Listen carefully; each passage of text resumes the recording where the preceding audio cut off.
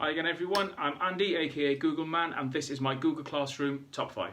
Look, up in the sky, it's a bird! It's a plane! It's Googleman.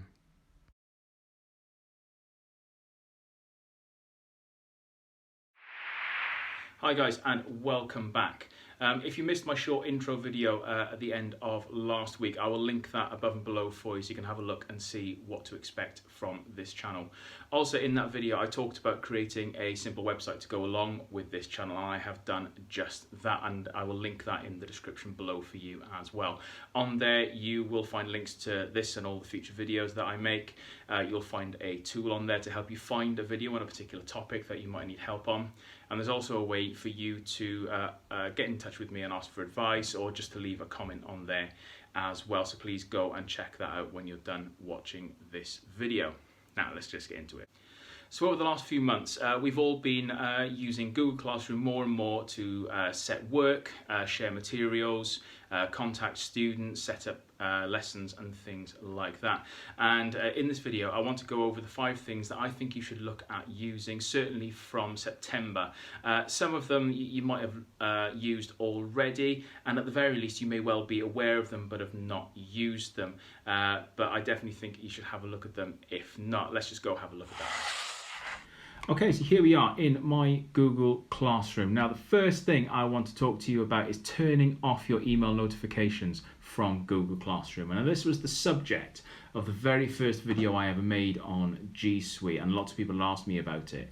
And some people think it might be a little bit counterintuitive to do this, but stick with me, it really is worth it. And the reason for that is because when you first get Google Classroom, when it's first set up, you get emails about everything. So every resubmission, comment, mention, late submission, everything, it all comes through your emails. And you know, I'm quite good at processing emails, and I'll be doing a video about that later, and I'll talk to you about that soon. But the visual clutter that comes with all of those emails, even if it is just a couple of seconds per email, is absolutely horrible to deal with. So trust me, you want to turn most of these off. The way to do that is on your Google Classroom homepage, you come up to the left hand side here to your hamburger menu, click and go down to settings. What you'll see is you'll get a notifications thing here, and receive email notifications. Now leave that top one on. You're going to want to receive some. If I scroll down, what you'll see on here is actually I've got most of these switched off. So the comments, the mentions, private comments, I don't use these very often, so I tend to turn these off. And I prefer to keep tabs on it myself. You might want to turn that one on. Invitations, I've turned that off because I'm not too worried about getting the email about it. Someone normally tells me, or I'll see it when I log into my Google Classroom next, which is quite often. And I'm not too worried about posts and emails and things like that. You might want more of those things switched on, and that's absolutely fine. You can do that and go with whatever works for you. But I keep the rest of those turned off. You can also turn off the email notifications for individual classes. So if you come down to class notifications here at the bottom, you'll see the list of the classes. There's just 2 here, and I've got 1 switched on and 1 switched off. So no matter what happens up here, okay, this example group 2020 will not send me any email notifications whatsoever. And again, this is something that you can experiment with yourself. So if you've got classes perhaps that you don't want to get lots of emails for, you might want to turn them off for all your Key Stage 4 but not your Key Stage 3, or the other way round, depending on the numbers of students and the numbers of classes and things like that you're dealing with. But you can make that choice. What I would also say here is that if you are going to turn lots of these off, particularly the ones to do with comments, you will want to turn off the student ability to comment on pieces of work and on the stream as well, because otherwise you are going to miss comments and miss some communication. If you turn it off, turn that ability off, the students will have to default to either coming to see you in school or sending you an email, whichever one is most convenient to them at the time. So you're not actually removing their ability to communicate, you're just streamlining it and making it work more effectively for you. What you do with that is if you come back to your classes homepage, and go into whichever class you want to turn those comments off for. Perhaps you've left comments on for one of your classes or something because you want that ability. So you go into that particular class, however, that you don't want comments on, go to the settings cog in the top right, scroll down, and you can see here under stream, students can post and comment. Now I don't want them to do that here, so I bring up that drop down, and I can set it to only teachers can post or comment. That is my personal preference on that, and I would recommend the same for you as well. You miss far less and it becomes far less jumbled as well. You just then click save in the top right and you're good to go. And that setting has been saved for you. Number 2 is the bulk setting of work for multiple classes at the same time. Now during lockdown, I used this feature quite a lot because I was setting the same work, importantly with the same deadline for all of my year 7 and my year 8 classes. Now I had 8 year 7 classes doing a particular piece of work and 8 year 8 classes doing a particular piece of work, and I didn't want to have to go in, even using number 3, which we'll come to in a minute. It's saving time setting all that work is incredibly important, so I did this. If you go to your classwork tab in one of the classes you want to set this piece of work for, and then go to create and then assignment. You may already have a draft of this, I don't know. I'm going to give that a simple title, just like a new task will be absolutely fine. Over on the right hand side here, I've got the for section. Now this is who this piece of work is going to. Incidentally, if you are someone that wants to use Google Classroom to differentiate, they're giving the same title work but a different level of work, you've got a students list here. This one obviously only has one student in it, it's just a demonstration account. But you can check and uncheck as many student names in there as you want to. So perhaps it's a redo for a couple of students in the class instead of for everyone. So you could just set it for them, perhaps. But importantly, back to what we're talking about here. Next to that, you have the group list. Now, in this particular classroom, there are 2 groups. And I want to set this task for both of them. I click down on that list and I can check the other class in here. Now, you might have 20 classes on this list. You just check the ones you want to set it for that you know are going to have the same deadline. Set that deadline for them, wherever that's going to be. Let's just pretend that it's end of this week, and then just click on assign. It will then set that to both of those classes at the same time for the same deadline, and you'll easily be able to just save yourself so much time. I'm thinking about this in terms of maybe GCSE, NEA work. So if you've got the same deadline for all of your classes, perhaps particularly towards the end, you can set one big assignment for all of them. So they hand it in for that same deadline, or BTEC work or something like that, a real time saver for those kinds of groups in particular. Okay. 3, reusing work that you've already set.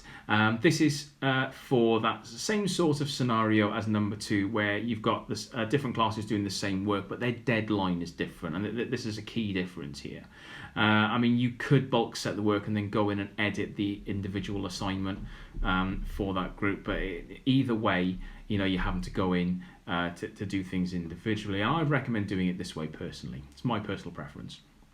To do that, again, once you've set that piece of work with one of the classes, go to the other class or classes that you're going to do this with. You will have to do it one at a time. Go to the classwork tab and click on create. But this time, when you do that, you're going to click on reuse post. What it then gives you is a list of the classes that you then teach, and it will of course include the class that you have already set the work for. You click into there and you'll see a list of assignments that have been set to that class, and it will include them for every teacher that has set work for that group. So it's not just the work that you've set, it's work that anybody has set. So if one teacher has created an assignment for their class and you want your class to do the same thing, you can use that assignment if you are linked to that Google Classroom and you're a teacher for that group. Heads of faculty will be that automatically in most cases, I would imagine. But I'm just going to click on one of these. I'm going to go with Mozart questions. I'm a music teacher at the end of the day, and click on reuse. What that then does is it kind of creates a copy of that assignment on the screen.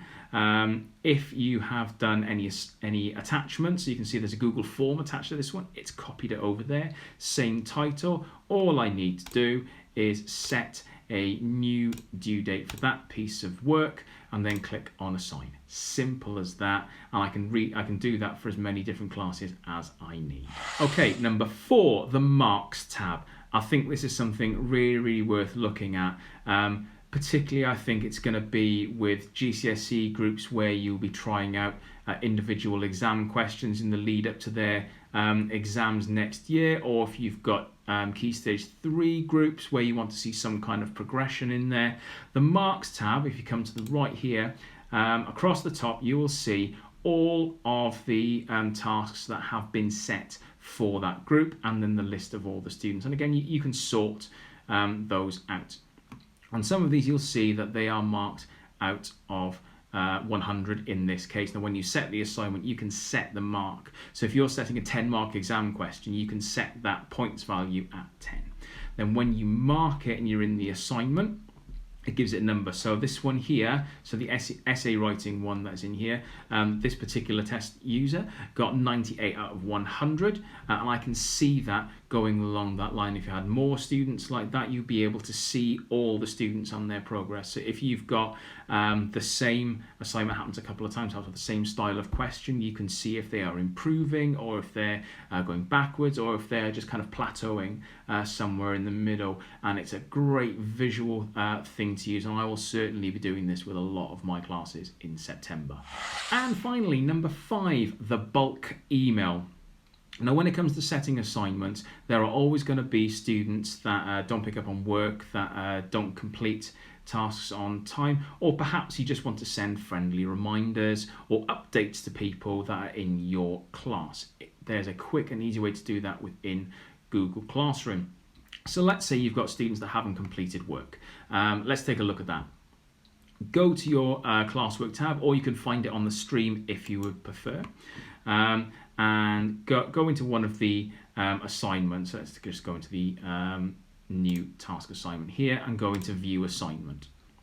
Obviously the deadline for this has not yet passed, so the work is currently assigned and not missing. If the deadline had passed, students that hadn't completed the work would have a missing label next to them. The list of students here, obviously at the moment there's only one, but if you had multiple, it'd be broken up into handed in and assigned/missing. What you can then do is at the top of each section there's a checkbox, or you can check all students if you want to, depends on the type of email that you're sending. Click on assigned and then click on email selected students. What that will then do is open a new tab for you with the assignment name as the subject line and all their email addresses already put in. Okay, and you can send a quick reminder email to everyone all at the same time, really quick and simple.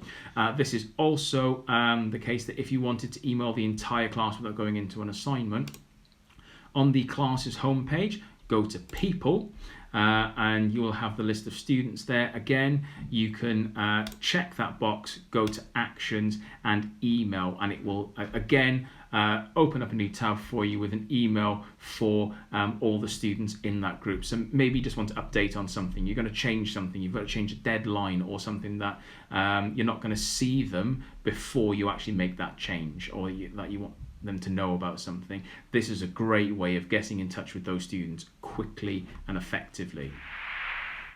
So there it is. That is my top 5 things that I think you should try using in Google Classroom from September, and I would definitely try them out beforehand. There will be more videos on Google Classroom. I haven't got into half the things that you can do in there yet, and that will come in the future.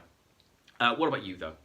You might have a completely different top 5 for Google Classroom. You might do some of the things I've talked about here differently in a way that you think might be better. Let us know. This channel is all about sharing practice.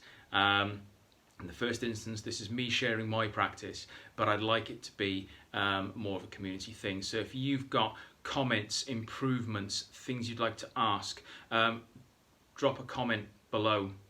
I promise I'll look at them. Go to the website that I've linked below and fill in the form there and drop me a comment there. email me at school. I'm quite happy for people to do that as well. I'm at Elizabeth Woodville School in Northamptonshire. Get in touch and tell us what you think. The next video will be on Thursday, and for anyone that has watched me before at EWS, you'll have seen a version of this video before, and it's going to be about how to the best ways to process your emails. I mentioned emails earlier on. And that's going to be on Thursday, and that's going to be the pattern. My Monday videos, I'm going to try putting out some original content for everybody, but in particular the people at my school, so they've got something to work with. And then my Thursdays, I'll start going through and remaking the videos that I have before for you here. I hope you found this useful, and I really hope I will see you on Thursday. For now, Googleman out.